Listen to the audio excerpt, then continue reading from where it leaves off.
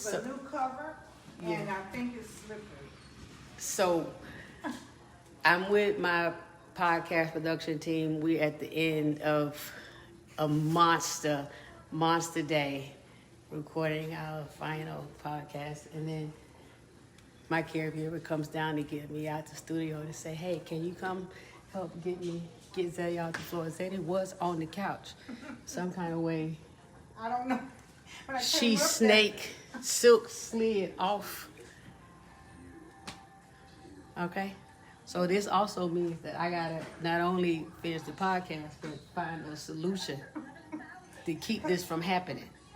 This has never happened before, but the way my brain works, it will happen again. Parenting Up, Caregiving Adventures with comedian Jay Smiles is the intense journey of unexpectedly being fully responsible for my mama. For over a decade, I've been chipping away at the unknown, advocating for her, and pushing Alzheimer's awareness on anyone and anything with a heartbeat. Spoiler alert, I started comedy because this shit is so heavy, so be ready for the jokes. Caregiver newbies, OGs, and village members just willing to prop up a caregiver, you are in the right place. Hi, this is Zeddy. I hope you enjoy my daughter's podcast. Is that okay?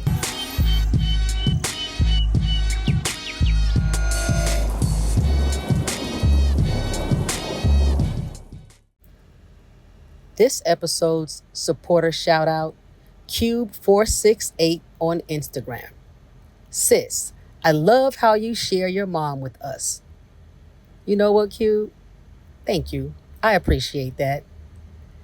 I always kind of, I'm squeamish a little bit. Should I not?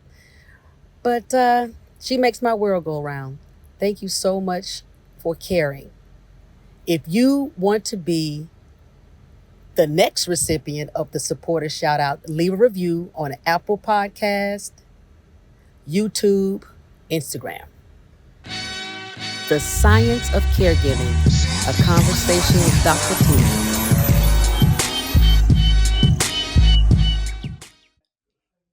Yeah.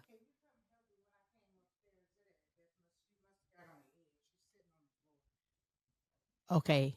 One moment. My mother's on the floor. Oh, Lord. Never a dull moment. You take your time. But this is the Parenting Up community. This is reality. This is it, baby. You can't script this. Actors wouldn't even know which role to play. You know what's so smart? Like you didn't like, we don't start this by saying like, how are you? Like nobody wants to know the answer to that question. Actually, I don't. I don't want to know how you're doing. Because you know how I'm doing, so you don't ask me. Parenting Up podcast. The best part of this entire episode is that this full day is 100% live in living color, caregiving as a family member. I have had to reschedule 3 times when we would start today recording. And then moments ago, in the beginning of recording, I got a SOS from Zeddy's caregiver that she was on the floor. You can't make this thing up, and you can't ask anybody to write it. But the reason why we still are recording today and having this wonderful conversation is that our guest is living the life too.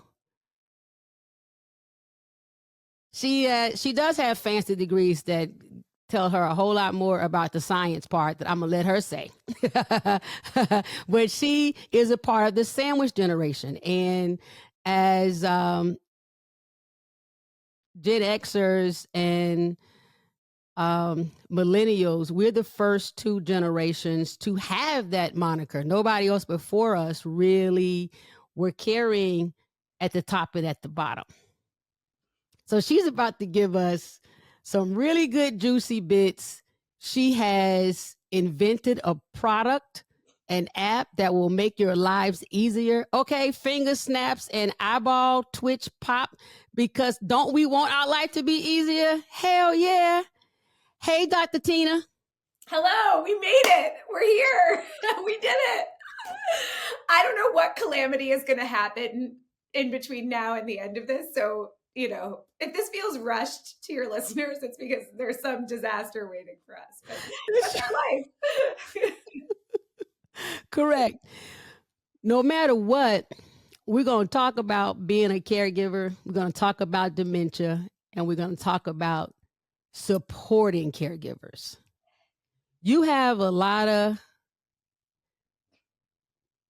academic stuff, NYU and research and an app. But before that, I want to just get to the human portion of why dementia matters to you. Who did it touch? How did it impact your life? Yeah, I mean, I will tell you, I have a lot of random degrees, but next to my name, and the one thing that makes me qualified to be here is actually none of those. So I will tell you for a living professionally, I study Alzheimer's disease, and I study the impacts it has on families and caregivers. And my whole personal mission is to improve the lives of family caregivers, because it's selfish, because I am one, because I know how horrible it is. Right. Yeah. So, I use my day job to basically advance my own personal agenda to make all of our lives a little bit easier and a little bit better. So, I want you to paint me as a nice, selfless person, but I'm really, this is about me and you. I love it. 53 million people. And so I will tell you that my father has been living for the last couple of years with end-stage renal disease, with end-stage kidney disease. And I don't think I ever realized how important our kidneys were to our body until I realized that when they don't work, they take a toll on your brain, they take a toll on your heart, it takes a toll on your family. And he recently has been, he's actually been living with me for the last couple months. And he fell, he broke his hip, went to a skilled rehab facility, got COVID, wasn't himself, went to the hospital, has been on dialysis, fell out of the hospital bed, had a brain bleed, so we've had a lot of things going on, and we have successfully, in the last 3 months, we brought him home and we have rehabilitated him. But he's had a health journey, and so is my mother. We all are sort of everybody's a caregiver, and if you're not a caregiver, yeah, you're gonna be. So you're welcome in advance, but That's right. what you have to look forward to. But I think the reality is that I'm a clinician. I'm a nurse practitioner by training. I see patients. I'm a research scientist. I have a PhD. I have NIH grants from the National Institutes of Health to study Alzheimer's. And I don't think I knew a lick about what caregivers go through until I was on the other side of the table, when I was like, you expect me to do what? Manage his medications, make sure he follows a strict diet, coordinate all his appointments, monitor for signs and symptoms, check his blood pressure regularly. I'm like, we expect How? so much. How? Like how and who and when and under what scenario could I possibly do that in a productive and effective manner? And oh yeah, I'm supposed to have a life, or take my own blood pressure and eat and monitor my own glucose levels. And heaven forbid, if you have children or a job, or you're in a relationship with someone romantically, or you want to go to the grocery store or go on a hike or vote or whatever it is. Like, I have 3 young kids, they're 11, 8, and 5. I have aging parents. I'm in the thick of it. I have a full-time job. And my story is not very different from many, many millions of people in this country and across the world who are living the same life. So, we are, you, me, and the other 53 million people who do this every day. We are the backbones of this healthcare system. Right. And that's not a good thing for the healthcare No, system. it absolutely is. It's awful because while it is my honor to care for my mom, I'm not trained.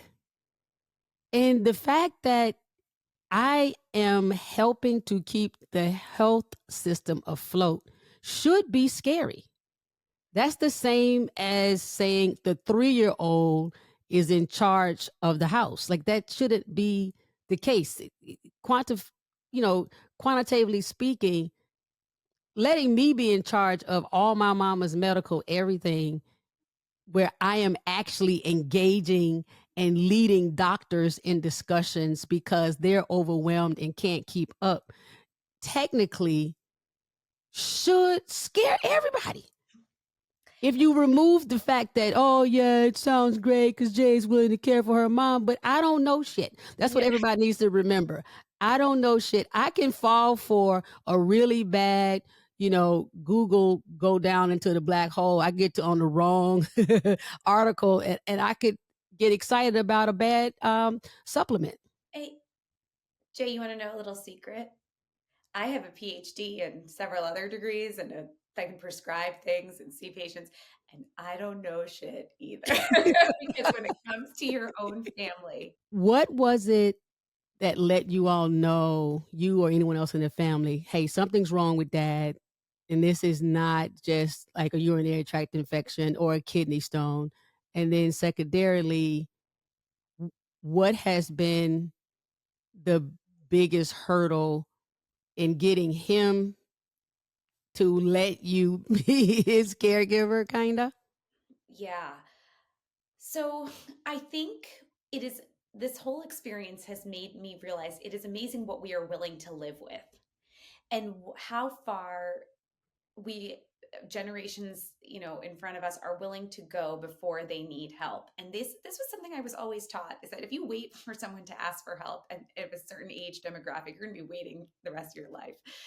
I am terrible at asking for help, and that apparently only gets worse as you age. And you know, we when I saw the implications of this, okay, high blood pressure, no big deal. Okay, diabetes happens to the best of us. Okay. But it is not until you see the impact on their function, on the impact on your relationship. And I think one of the things we don't celebrate enough about our parents' generation, and one of the things that science actually shows that causes them to live so long, is their resilience, is their stoicism, is their ability to tolerate discomfort, far more so than me or anyone in our generation. Right. And I think because of that, they were not as reactive when these components of illness started to impact their function and their life. And we have, when I look at aging from a perspective of an innovator and a scientist, I'm focusing on your well span, not your lifespan. So I don't want you to live 80 bad years. I I want, like Wait, hold on, doc. I like that. Let's just pause for a second. Your well span. yes, That feels like a hashtag. Like that I is, don't, you know what? I don't want a lifespan either. I want a well span. I yeah. would like you to make sure we're gonna, we'll get in touch with you offline. I want to make sure I know my well span. I could give two, what's about a lifespan. But that's why we care about all this, right? That's why we intervene. We don't give you blood pressure medications because we want you on a medication or we care about a number. We don't want you to have a stroke, because if you have a stroke and then you become, either you'll die or you'll become paralyzed and you'll become weak and then you can't be independent. What I want for people, for my family, for my patients, for any older person, is to retain their function and their independence as long as possible, and to do the things they love as long as they humanly can. And when I start to see that your illness is getting in the way of you being with your family, even if all you love doing is sitting on your recliner and watching your show, if you can't do that anymore because you're so miserable, which is what was happening to my father. I mean, he was spending his days in bed, and we would just come and see it, and they were trying to do so much on their own. And there was this unwillingness to admit you need help, to accept you need help, because somehow that is giving up your independence, that is accepting your life is coming to a close, none of which is true. But one of the things that I believe, and why I specialize in the care of older people is because I believe that you could intervene at any point in a person's life or illness and make them better in some way. I can't make you 20 again. Right. Okay, that's not the goal. But if you tell me what you ask me what my philosophy is and how I look at things, whether I'm looking at your mom or my mom, it's the same person-centered approach. I'm not looking for perfect numbers. That's not the goal. The goal is that I'm looking for you to spend time with your grandkids because I know that's important to you. It's to go to the gym once a week with your friends. It's that you can drive somewhere and see a friend in the city. Those are the things that matter to you. And once you stop doing those, that's when and really before you stop doing that is when you should intervene. But that's how I look at it. I'm not looking at numbers. I'm not looking at diagnoses. I'm not looking at tests. And that's the realization, we had in our own family where we were like, okay, we need to step in here. Right. And not because I want to take control or I want more on my overfilled plate. It's because I want to see you doing the things you love. I want to see you living. I want to see your well span. I want to see that come back. Now, where'd this part of you come from? Did you just come to Earth like this? Have you always been the well-span chick? Like, were you in high school PE trying to tell people, wait, I think you should do a jumping jack before you eat that Snickers? Were you a psychologist in your last life? Did you know that there's a secret behind this? All right, I'll tell you this. I'll tell you the secret. Since we're going deep now, Yeah. I should have been lying on the couch for this portion. No, I'll tell you this. My parents were physicians. My mother was a pioneer in her day. She's an incredible obstetrician gynecologist who had a solo practice and was delivering 250 babies a year and had 3 babies of her own at home. What? My father was a physician as well. You know how that was possible? The secret behind that was that I had 2 grandmothers who lived in my house that came to this country in their 50s as older immigrants. One of my grandmothers, she's 102 years old. God bless her. She's healthier than me and you both. And in my final year of college, I learned for the first time in a course called Death and Dying that people in this country are living longer, but they are not living better. And that the people who make the informed policy decisions who are driving how we do healthcare in this country, most of them have never treated a patient in their entire life. And that's what I wanted to change. I went to Georgetown University as an undergraduate. I was very politically oriented. I see the impacts of policy in my everyday work, which is why you and I are suffering, because there aren't policies in place to support caregivers. We're working on it, but we need more of them. Yeah. And when I saw what my grandmothers looked like, I was also inspired by my grandmother's journeys as immigrants, people coming to this country in later life. How do you start a new life at that point? Their positivity, their spirituality, how they maintain their health and wisdom, their level of productive engagement, and how that kept them cognitively sharp. All of that was fascinating to me. And I have been fortunate enough to channel it into a career that really is working towards supporting systemic change for families like mine and yours, where we're going to talk technology soon, but Yeah. Artificial intelligence is never going to replace the adult daughter in my house. That's right. That's right. That's right. Now, this is a quick punchy one. Did you have to almost make your dad go for extra treatment and get diagnosed with this renal failure? Or did he, a physician, say, all right, you know what? I've pushed it as long as I can.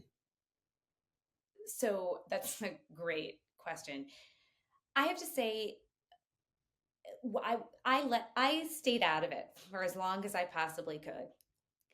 And when I at some point I got to a point like, this does not make sense.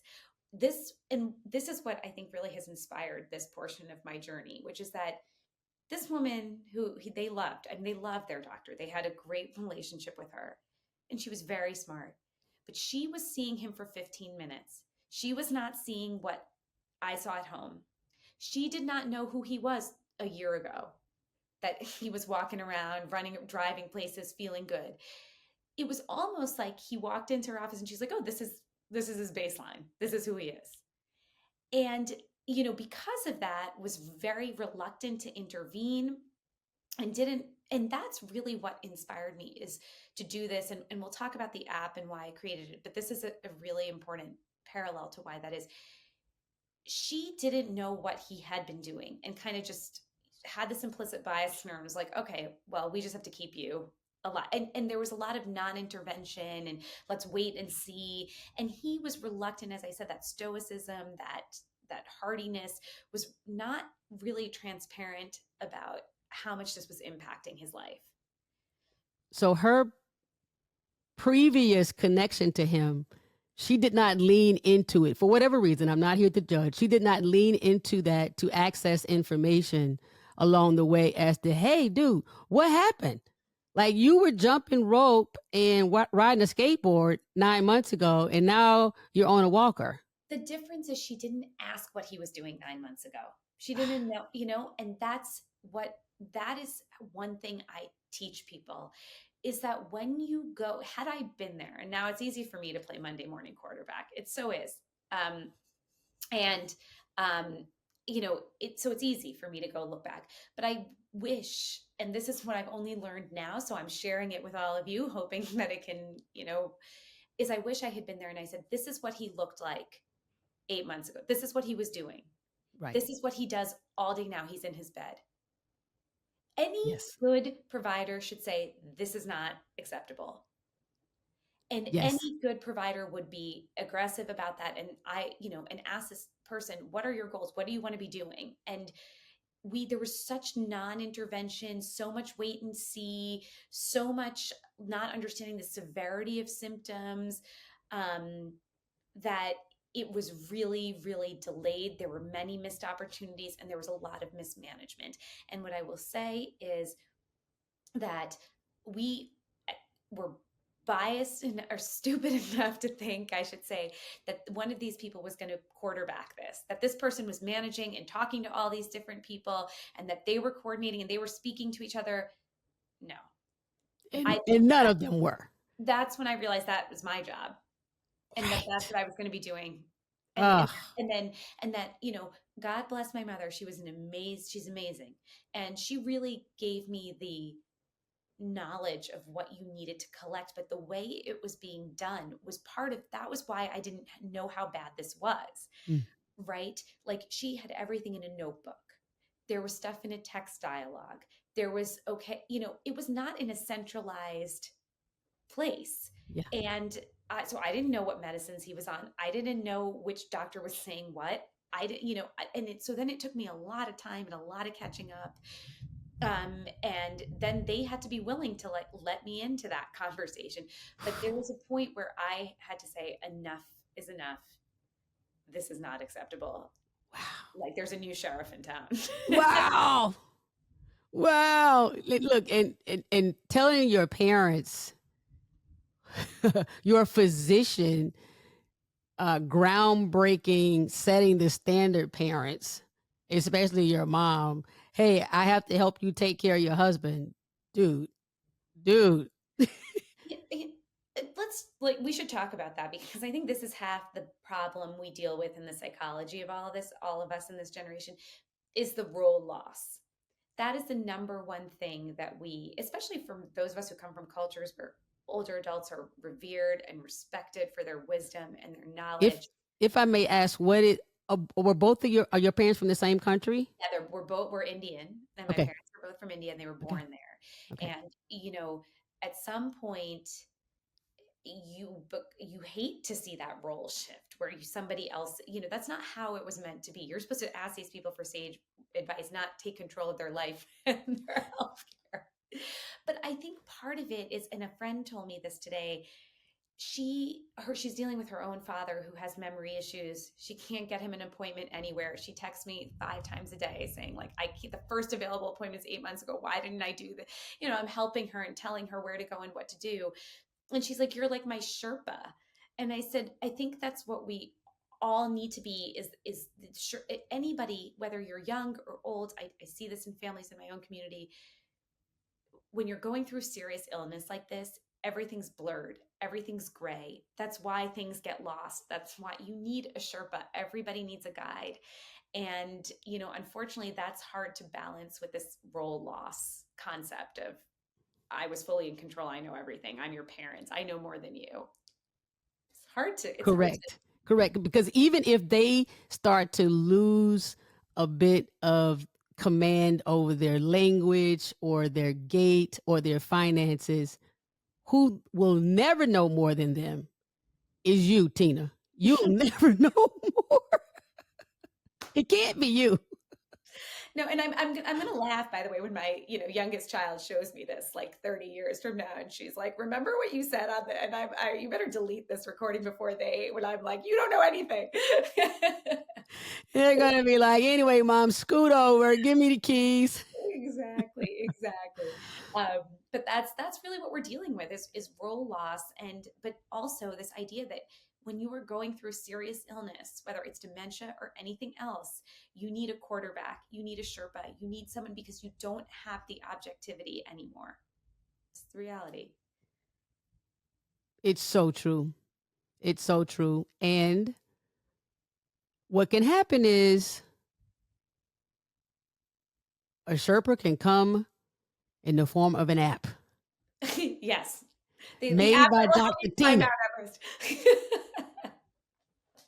Tell us about it. I want to give my really loose version of it, and you give the real, I guess the New York Times version. Okay. But rather than having all the loose bits and pieces, say, of your mom's notes and whatever you gathered in a conversation with a physician or a family member, this app allows everyone to communicate in a centrally located place and not have to wonder what I missed. Exactly. Okay. So, yes, it is a centralized hub for families to track and share information about their loved ones' day-to-day health. And I'll tell you why it goes even deeper than that. So, for starters, it's called CareMobi, CareMobi. It's completely free. It is in the App Store. You can download it today. No one's stealing your data. It's completely free. This is what I feel. I've taken the lemons that were handed to me and basically made a lemon martini for everybody to enjoy. And I really enjoy lemon martinis. Okay, good. So let me tell you really what this is about. It is an app in which you can store and centralize all this information. So let me tell you first that caregiving is not meant to be done alone. Okay, you should not be doing it alone. You should have a caregiver, you should have siblings involved if you're lucky enough to have siblings, perhaps other family members, neighbors. This is not meant to be done alone. You need a village, and that village, it should not be done by one individual or one family. I do my work in adult day programs because I actually think, I'm just going to put this out there, that in the absence of a real meaningful treatment for dementia, adult day programs are one of the best options we have to keep people healthy and at home and productively engaged. But we need to engage all of these people, engage them, not me calling the shots, me doing everything, I need to be able to go out of the house and do my job and know that my father's going to get the right medication at the right time. Right. Right? Exactly. It shouldn't be that hard. We live in 2024. Yes, right. Should not be that hard. Right. So what CareMobi is precisely an app for that. It allows you to create a care team. So I'm the caregiver. I can invite and delete should I get into a fight with anybody else. That is the most important thing. And delete. Yes. Even some dating apps now don't allow, you have to be on there like a month before you can delete people. Like listen, I can walk out of any bar whenever I want to. How are you going to hold me hostage on this stupid app? Listen, this thing isn't even sexy enough to be a dating. We know caregiving's not that sexy, so we let people out of this. But yes, you're absolutely right. So you control who's on your care team. All right, it's very simple. We've been praised for how easy this is to use. And if you know the people that I've tested this in rural Tennessee. I've tested this with Spanish-speaking older adults. I've tested this with my family, my hyper-educated family. anybody can use this. You invite had me at rural Tennessee. I'm from Alabama. Rural Tennessee, honey, they They're don't even want to use an app. they're stars. They are doing such a great job. So you essentially you invite the caregiver, you invite anybody to your care team that's involved. So whether it's the home health aide, whether it's your siblings, whether it's the adult daycare center staff members, and all of you can share day-to-day updates. Okay, here it has a place for you to put an updated medication list with reminders and push notifications. So at 12 o'clock, you get a notification, dad needs to take his medicine, and you can mark that it was taken. And if I'm not the one giving it to him, the aide that's with him will get the push notification, and she can mark it. It says that it's taken. So that way I have peace of mind. That way, when my sister takes him to the doctor and it's not me, and the doctor says, well, what medications is he on? It's not, I don't know. Or he shows up with a pill box, a brown Right. bag full of, no, it's all there. This is what he's taking. This is not what you prescribed that he didn't fill because it was too expensive or he didn't like the side effects. This is what he's actually taking at home. Right. Like, because there's proof, because it's in the app. Exactly. And you should see me. I am constantly showing up with a gallon size plastic bag. We got to like get rid two of of them. That's my answer. Yes. So we got here it is. And I don't know which one she stopped taking. Please look in my chart. Exactly. And that's the thing. The my chart, this is something very important. My chart is what is happening in that office. It is what he prescribed. What the doctor prescribed is not what your family necessarily takes at home. And when they're prescribing medications, what they call PRN or as needed, I want to know how often is he taking the pain medication? How often does he need Tylenol? And with this, you can track that so that it gives them more informed. If he's taking 4 Tylenol every day, we're not managing this effect. That's right. It's true. I mean? That means the prescription medications are not doing their job, or there's a crack in the system. Exactly. So I love it. What I want people to know who are listening is that 99% of healthcare happens outside the doctor's office. Only 18 minutes of the visit of healthcare is spent talking to. And of that visit, by the way, of that 18 minutes, you talk for 5 of them. All right. So you better have your ducks in a row about what you're going to say and what you're going to ask. Research also shows that people only remember 50% of what was said in the appointment. And those are people without memory impairments. All right. So let me give you the context. That is why we created this, so that I don't have to go to every appointment. So that when it says he has an appointment, this is the doctor's name, this is the location, and here are all the questions to ask. It's all in the app. You put that in the appointment section.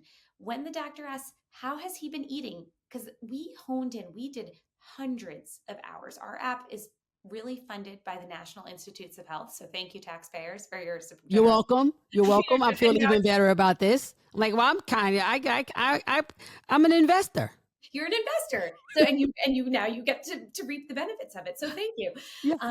But really, we did hundreds of hours of interviews with family caregivers, with physicians, with nurse practitioners, with staff in adult day programs. We asked these people, what information are you collecting in the community? And we asked doctors, what information actually matters to you to make a proper healthcare decision for somebody? What are you interested in? And they're like, well, we need to know how they're eating, they're sleeping, their medications, they have their laundry list. And we took that and we made it into an easy to use, super user-friendly mobile application. So, if they want to know, dad's losing weight, is it because he's not eating? Or is there something pathological? Something else going on, right? That allows everyone on the team to be synchronized, which is amazing. Who made the app? So we worked with. If you designed the app too, this interview is over. It's over because you're some kind of supernova alien person. I will tell you, I showed up to, we worked with a wonderful product development agency in Vancouver, Canada, called Input Logic. And the beauty of having extremely talented young 20 and 30 somethings create something like this is that I was trying to make it all super fancy clinical doctor speak. And they're like, we're trying to make this Uber. It's different. And they were right? Like we get praised on the ease of use all the time. And that is not And we've done hundreds of hours of user testing and prototype testing to ask people, does this make sense? And I go back all the time. I change language, I change wording. If something's too clinical or technical, I Right. make it simple and easy to use. Good for you. Good for you. Because a lot of people with your credentials, their ego leads them, and it's difficult to let go of their citations, if you follow me. Totally. Yeah. Totally. I'll give you we can do another podcast on my failure resume. And I will tell you, just to put this on the record, that there were people who told me this would never work, that this is not Oh, worth it. It doesn't did you share it with them? Oh my God, airdrop it to them. Just walk by their office, like down, like if you're on Fifth Avenue and they're 2 blocks away, just freaking airdrop. They're like, oh my God, I don't even know where this contact came from. Is that Tina? What is this? Is this that thing that wouldn't work?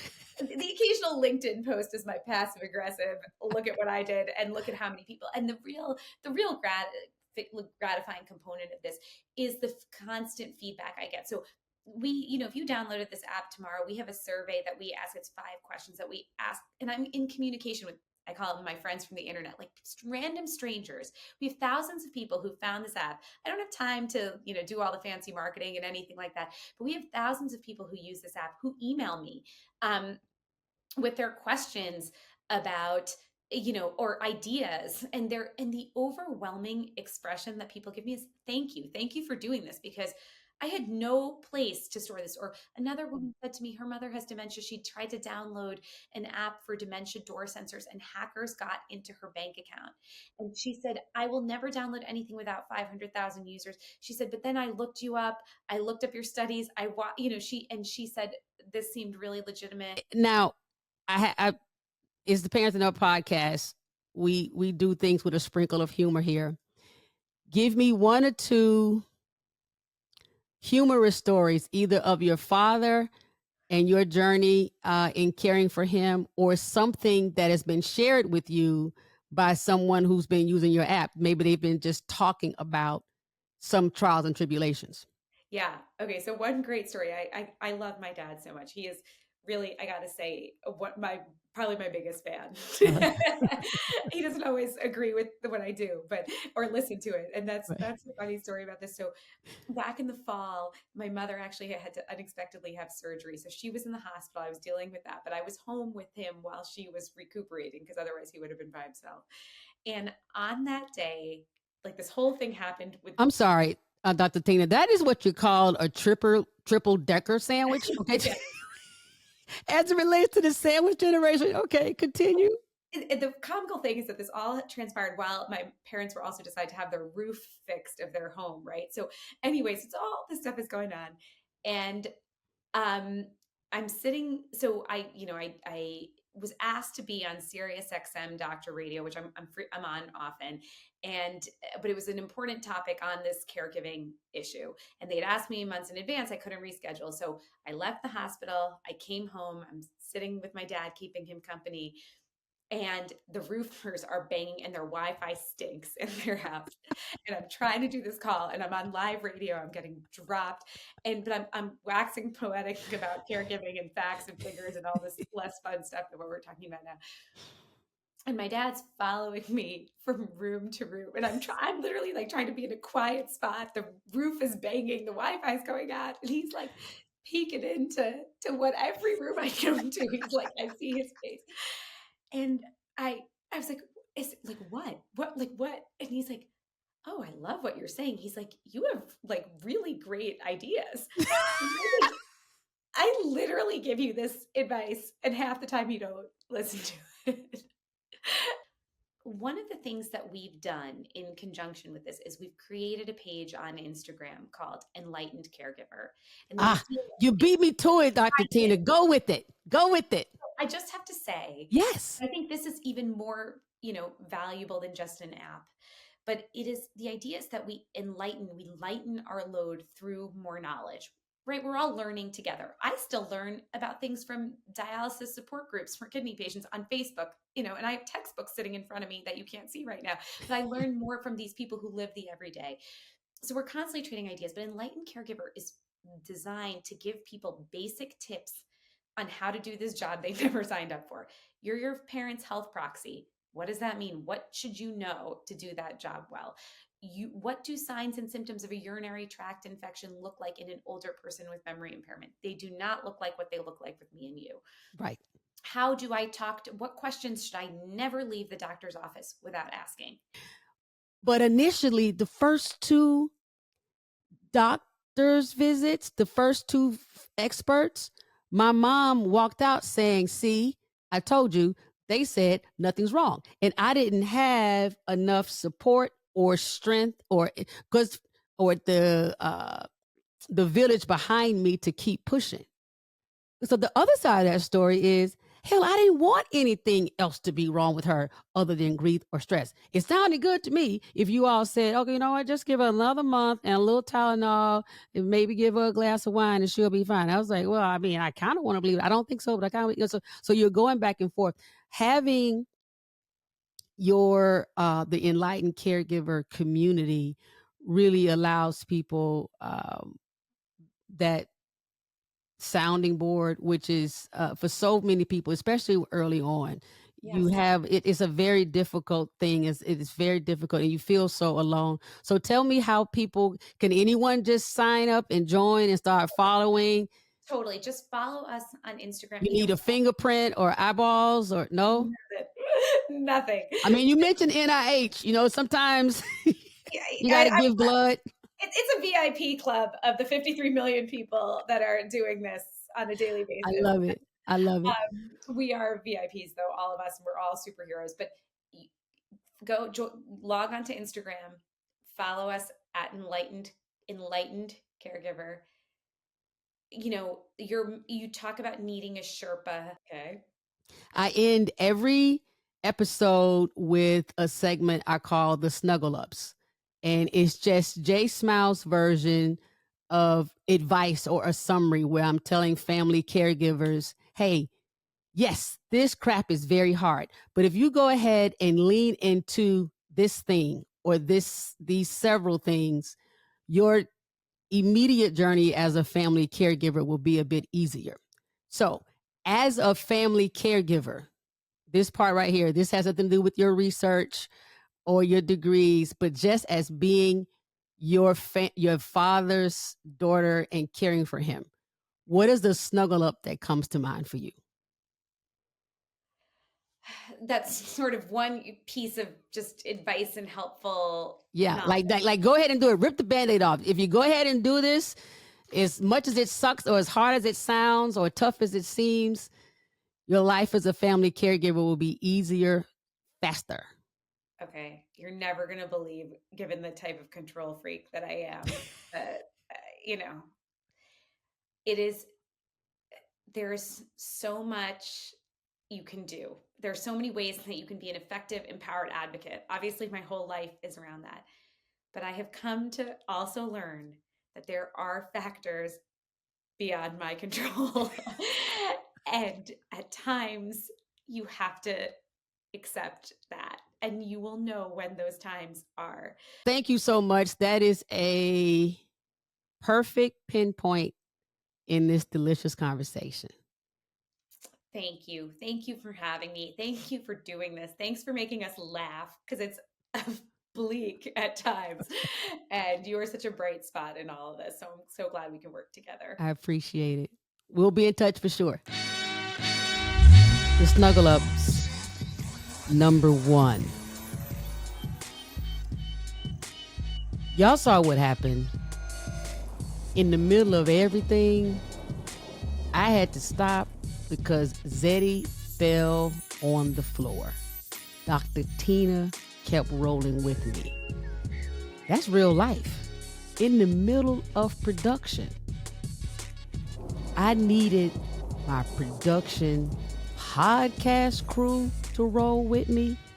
I needed my caregiver to roll with me, the guest to roll with me, all of my therapy, coping skills, meditation, the Holy Spirit, my gut, my instinct, deep breathing, everything.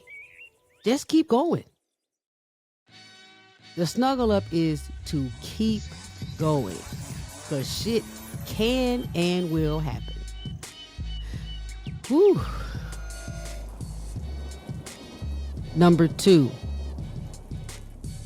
no matter how much experience you have, real world, academic, spiritual, your LO is going to give you pushback.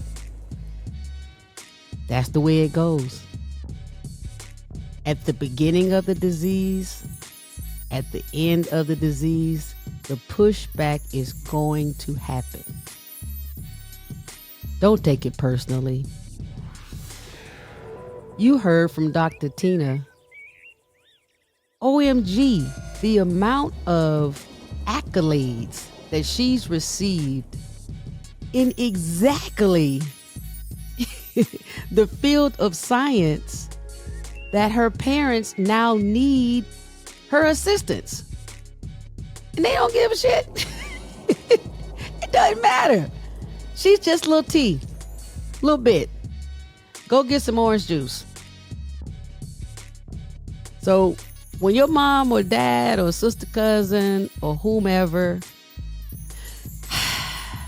doesn't want to take your word for it, even though you have the receipts. And for those of you who are not in the United States, we use that term, the receipts, to mean that's proof. Your proof that, yeah, I've done the work. I know what I'm talking about.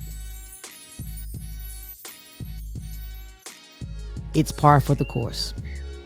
If you don't play golf, par for the course means you can expect it. Take a deep breath. Let it go.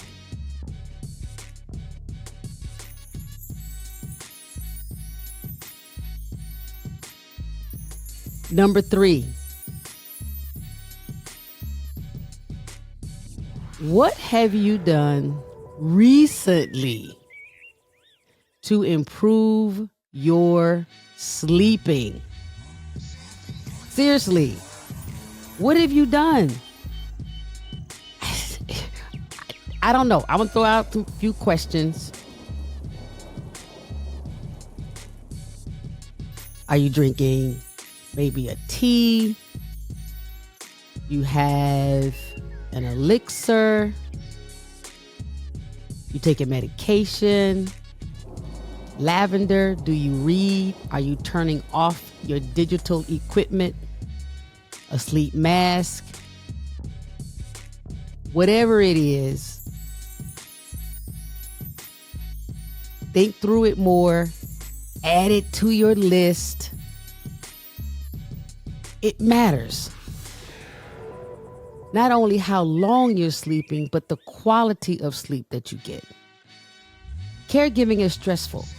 Even on the days where we're not pulled into a catastrophe or to some major responsibility, you're like, oh shit, I didn't know that was about to happen. There's this underlying little sentiment of stress that's always happening for us. So what is your quality of sleep and what have you been doing to improve it? Oh, what's up, y'all? I'm over here just mixing and scratching up stuff and reminding y'all Patreon is open. It is open and ready for you and your mama too. We are loading up things, all things Zeddy, all things podcast, all things caregiving, behind the scenes, extra stuff. J Smiles Comedy is dropping with her own little collection within the J Smiles Studio Patreon very, very soon. It'll be less than a month. But you want to go on and get in there because there's exclusives that's kind of time sensitive to whoever is in there first. We've already had live broadcasts for people who are already in. And I'm going to be honest, because of, branding matters. So there's some stuff that I just can't say and do on the World Wide Web that I can do in the Patreon